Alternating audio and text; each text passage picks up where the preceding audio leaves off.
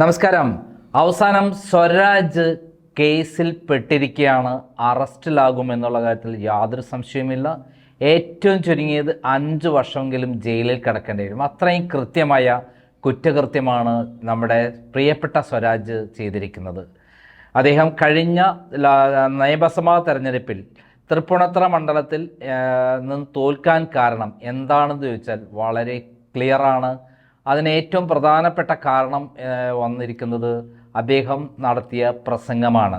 അദ്ദേഹം മാളികത്തമ്മയെ, അതായത് മാളികത്തമ്മയെ അയ്യപ്പൻ തൻ്റെ ബ്രഹ്മചര്യമെല്ലാം ഉപേക്ഷിച്ച് കല്യാണം കഴിച്ചു എന്ന് പറയുന്ന എല്ലാ മതത്തെ വ്രണപ്പെടുത്തുന്ന, അതേപോലെ അയ്യപ്പനെ വ്രണപ്പെടുത്തുന്ന, മാളികത്തമ്മയെ വ്രണപ്പെടുത്തുന്ന, ഹിന്ദുമതത്തിൽ വിശ്വസിക്കുന്നവരെ വ്രണപ്പെടുത്തുന്ന ഒരു കാര്യമാണ് ചെയ്തിട്ടുള്ളത് എന്നുള്ള കാര്യത്തിൽ സംശയമില്ല. കൊല്ലം ജുഡീഷ്യൽ ഫസ്റ്റ് ക്ലാസ് മജിസ്ട്രേറ്റ് കോടതിയിൽ വിഷ്ണു കൊടുത്ത കേസിൽ, വിഷ്ണു സുനിൽ എന്ന് പറയുന്ന യൂത്ത് കോൺഗ്രസിൻ്റെ സംസ്ഥാന വൈസ് പ്രസിഡന്റ് കൊടുത്ത കേസിൽ നിർണായകമായ നീക്കമാണ് ഇപ്പോൾ വന്നിരിക്കുന്നത്. അത് പ്രകാരം അദ്ദേഹം കേസിൽ പ്രതിയാകുമെന്നുള്ള കാര്യത്തിൽ യാതൊരു സംശയമില്ല. അതിന് കാരണം ഈ വീഡിയോ ആണ്. മാളികപ്പുറത്തമ്മയ്ക്ക് ദുഃഖം സഹിക്കാനാവാതെ മാളികപ്പുറത്തമ്മ കരഞ്ഞു. അതാണ് ആ കണ്ണുനീരിങ്ങനെ വന്ന് വീണ് അത് ഒരു മഹാപ്രളയമായി മാറി. അങ്ങനെയാണ് കേരളത്തിൽ പ്രളയം ഉണ്ടായത്. മനസ്സിലായി? പ്രളയം വന്നത് അങ്ങനെ. ആ പ്രളയം വന്നപ്പോ അച്ഛൻ കോവിലാറിലും മീനച്ചിലാറിലും ആലുവാപ്പുഴയിലും ഒക്കെ വെള്ളം പൊങ്ങി. അങ്ങനെ പമ്പയിലും വെള്ളം പൊങ്ങി. പ്രളയം വന്നത് എന്താണെന്ന് ഓർമ്മയുണ്ട്? ആഗസ്റ്റ് 16 നമ്മുടെ അത്തം ഘോഷയാത്ര നമ്മൾ ഒഴിവാക്കിയില്ല. ആഗസ്റ്റ് 15 അത്തം ഉദ്ഘാടനം ചെയ്തു. പക്ഷെ ഘോഷയാത്ര വേണ്ടെന്ന് വെച്ചു. അപ്പോഴേക്ക് മഴ കനത്തു. ആഗസ്റ്റ് 16 മഴ പ്രളയമായി വന്നു. 17 ആയപ്പോഴേക്ക് വീടുകളെല്ലാം മുങ്ങിപ്പോയി. അപ്പോൾ പമ്പയിലും വെള്ളം പൊങ്ങി. എല്ലാ വീടും വെള്ളത്തിലടി. ആർക്കും അങ്ങോട്ട് പോകാൻ വയ്യ. അപ്പോൾ ഒരാൾക്കും ശബരിമലയിലേക്ക് കയറാൻ വയ്യാത്ത സാഹചര്യം. ആഗസ്റ്റ് 17 എന്ന് പറഞ്ഞാൽ ചിങ്ങം 1 ആഗസ്റ്റ് 17 ചിങ്ങമാസം 1 തീയതി നട തുറന്നപ്പോൾ കന്യയ്യപ്പനും ഇല്ല, ഗുരുസ്വാമി ഇല്ല, ആരുമില്ല. കാരണം പ്രളയമാണ്. അങ്ങനെ ചരിത്രത്തിൽ ആദ്യമായി കന്യയ്യപ്പൻ ചിങ്ങമാസം 1 തീയതി മലയിലെത്തിയില്ല. അപ്പൊ വ്യവസ്ഥ പ്രകാരം എന്ത് വേണം? മാളികപ്പുറത്തമ്മയെ വിവാഹം കഴിക്കണം. ആഗസ്റ്റ് മാസം 18 തീയതി. വാക്ക് പറഞ്ഞാൽ പാലിക്കുന്ന ആളല്ലേ അയ്യപ്പൻ. അല്ലാതെ വാക്കിന് വ്യവസ്ഥ ഇല്ലാത്ത ആൾ അയ്യപ്പൻ എന്നാ പറയുക? അങ്ങനെയുണ്ട്. 18 തീയതി വാക്ക് പ്രകാരം അയ്യപ്പൻ മാളികപ്പുറത്തമ്മയെ വിവാഹം കഴിച്ചു. അങ്ങനെ ബ്രഹ്മചര്യം അവസാനിച്ചു. അതുകൊണ്ട് ഇനി ശബരിമലയിൽ ഭക്തർക്ക്, സ്ത്രീകൾക്ക് വരുന്നതിൽ തടസ്സമില്ല.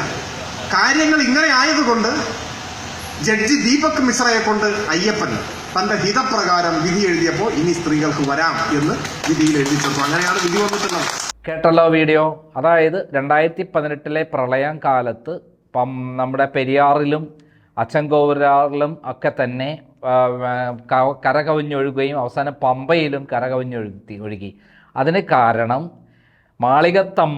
മാളികത്തമ്മ കരഞ്ഞു, കണ്ണീര് ഇങ്ങനെ ഒഴുകി പ്രളയമുണ്ടായി എന്നാണ് സ്വരാജ് പറഞ്ഞത്. സ്വരാജ് അവസാനം 2000 നട തുറന്നപ്പോൾ, ചിങ്ങം 1 നട തുറന്നപ്പോൾ, ഓഗസ്റ്റ് 17 നട തുറന്നപ്പോൾ കന്നിസ്വാമി ഉണ്ടായില്ല, ഗുരുസ്വാമി ഉണ്ടായില്ല. പിന്നെ അവസാനം 18 തീയതി കല്യാണം കഴിച്ചു. അതേപോലെ അയ്യപ്പൻ ബ്രഹ്മചര്യം അവസാനിപ്പിച്ചു എന്നാണ്. ഇനി അതുകൊണ്ട് 10 മുതൽ 50 വയസ്സുള്ള സ്ത്രീകൾക്ക്, പെൺകുട്ടികൾക്ക് ധൈര്യമായിട്ട് എവിടെയും കയറാം, ശബരിമലയിൽ കയറാം എന്നാണ് അദ്ദേഹം പറഞ്ഞിരിക്കുന്നത്. അതോടൊപ്പം സുപ്രീം കോടതി വിധിച്ചിരിക്കുന്നത് അയ്യപ്പൻ്റെ ഹിതപ്രകാരമാണ്, ഈ കല്യാണം കഴിക്കാൻ വേണ്ടിയിട്ടാണ് എന്നാണ്. വളരെ ഹിന്ദുക്കളുടെ മതവികാരം വ്രണപ്പെടുത്തിക്കൊണ്ട്, വിശ്വാസത്തെ വ്രണപ്പെടുത്തിക്കൊണ്ട്, അയ്യപ്പനെയും അതേപോലെ മാളികത്തമ്മയെയും വ്രണപ്പെടുത്തിക്കൊണ്ട്, എല്ലാ തരത്തിലും വിശ്വാസികളുടെ മനസ്സിൽ മുറിവേൽപ്പിച്ചുകൊണ്ട് സാമുദായിക കലാപമുണ്ടാക്കുക എന്നുള്ള ഉദ്ദേശത്തോടുകൂടി തന്നെയാണ് അദ്ദേഹം ഈ തരം പ്രസ്താവന ഇറക്കിയിട്ടുള്ളത് എന്ന് കൃത്യമായി നിഷേധിക്കാൻ പറ്റാത്ത തെളിവാണ് അദ്ദേഹത്തിൻ്റെ ഈ വീഡിയോ.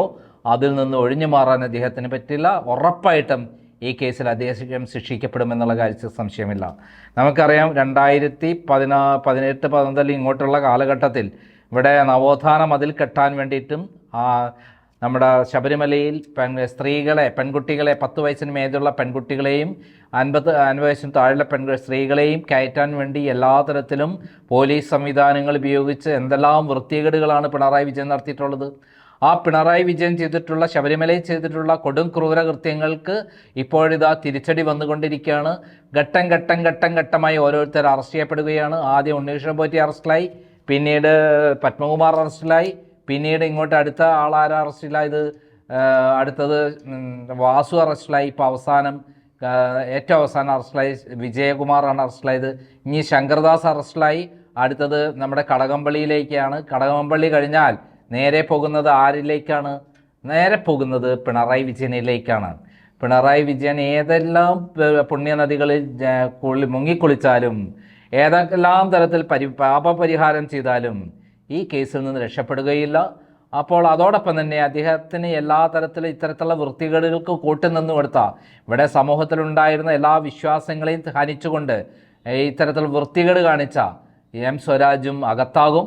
അങ്ങനെ ഓരോരുത്തരും ജയിലിലേക്കുള്ള യാത്ര തുടങ്ങുകയാണ്. അതിൽ ഏറ്റവും കൃത്യമായി ജയിലിൽ പോകാനുള്ള തെളിവുകൾ ഉണ്ടാക്കിയ ഒരാളാണ് എം സ്വരാജ്.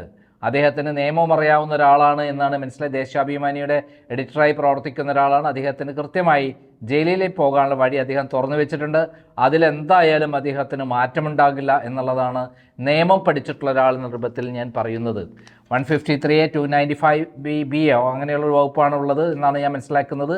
അത് പ്രകാരം ഇത്തരത്തിലുള്ള സാമുദായിക കലാപം ഉണ്ടാക്കാൻ മതവികാരം ഉണർപ്പെടുത്തി കഴിഞ്ഞാൽ ഗുരുതരമായ കുറ്റകൃത്യമാണ്, നോൺ ബെയിലബിൾ വകുപ്പാണ് എന്നുള്ളതാണ്. അപ്പോൾ അത്തരത്തിൽ ഒരു കലാപത്തിന് ആഹ്വാനം ചെയ്തിരിക്കുകയാണ് ഇൻഡയറക്റ്റായിട്ട് അദ്ദേഹം കൃത്യമായി സമുദായ കലാപം ഉണ്ടാക്കുക, മതവികാരം ഉണർപ്പെടുത്തുക, വിശ്വാസത്തെ ഹനിപ്പിക്കുക എന്നുള്ള ഉദ്ദേശത്തോടു കൂടിയിട്ടാണ് ഈ മാളികത്തമ്മയെ ഇത്രയും മോശമായി ചിത്രീകരിച്ച് അവർ അയ്യപ്പനെ കല്യാണം കഴിച്ചു, അവർ പ്രണയത്തിലായിരുന്നു എന്നൊക്കെ പറഞ്ഞ കഥയുണ്ടാക്കി അങ്ങനെ വിശ്വസിച്ചാൽ മതി എന്നാണ് അദ്ദേഹം പ്രത്യേകം പറഞ്ഞിട്ടുള്ളത്. ഇതാണ് കേരളത്തിലെ സ്ഥിതി. അവസാനം നമുക്കറിയാം, അയ്യപ്പൻ്റെ പേരും പറഞ്ഞ് ഇത്രയും വൃത്തികൾ കാട്ടിക്കൂട്ടി എന്തായി നാട്ടിൽ മുഴുവൻ കലാപം ഉണ്ടാക്കി അവസാനം കാല് പിടിക്കാൻ നടന്ന കഥ നമുക്കറിയാം. ഇപ്പോഴത്തെ പോറ്റിയെ കേറ്റിയെ അതേപോലെ സ്വർണം ചെമ്പാക്കി മാറ്റി എന്ന പാട്ട് ഹിറ്റായതിൻ്റെ പിന്നിലും കേരളത്തിലെ ജനങ്ങൾ ഒറ്റക്കെട്ടായി അത് ഏറ്റെടുത്തത് കൊണ്ടാണ്. അതോടൊപ്പം തന്നെ ഇതിൽ ഏറ്റവും രസകരമായ ഇത്തരം കാര്യങ്ങളൊക്കെ ഉണ്ടായിട്ടും BJPക്കാർ ഒന്നും മിണ്ടുന്നില്ല, പിണറായി വിജയനെയോ സ്വരാജിനെതിരെയോ ഒന്നും മിണ്ടുന്നില്ല എന്നുള്ളതാണ് സത്യം. ഇവിടെ യൂത്ത് കോൺഗ്രസിൻ്റെ നേതാവ് വേണ്ടി വന്നു, അതായത് വിഷ്ണു സുനിൽ വേണ്ടി വന്നു ഈ കേസ് ഫയൽ ചെയ്യാൻ വേണ്ടിയിട്ട് എന്നുള്ളതാണ് ഏറ്റവും പ്രധാനപ്പെട്ടത്. നമുക്കെന്തായാലും ഒരിക്കൽ കൂടി ആ വീഡിയോ ഒന്നും കൂടി കേൾക്കാം. മാളികപ്പുറത്തമ്മയ്ക്ക് ദുഃഖം സഹിക്കാനാവാതെ മാളികപ്പുറത്തമ്മ കരഞ്ഞു. അതാണ് ആ കണ്ണുനീരിങ്ങനെ വന്ന് വീണ് അത് ഒരു മഹാപ്രളയമായി മാറി. അങ്ങനെയാണ് കേരളത്തിൽ പ്രളയം ഉണ്ടായി. മനസ്സിലായി? പ്രളയം വന്നത് അങ്ങനെ. ആ പ്രളയം വന്നപ്പോ അച്ഛൻ കോവിലാറിലും മീനച്ചിലാറിലും ആലുവാപ്പുഴയിലും ഒക്കെ വെള്ളം പൊങ്ങി. അങ്ങനെ പമ്പയിലും വെള്ളം പൊങ്ങി. പ്രളയം വന്നത് എന്താണെന്ന് ഓർമ്മയുണ്ട്?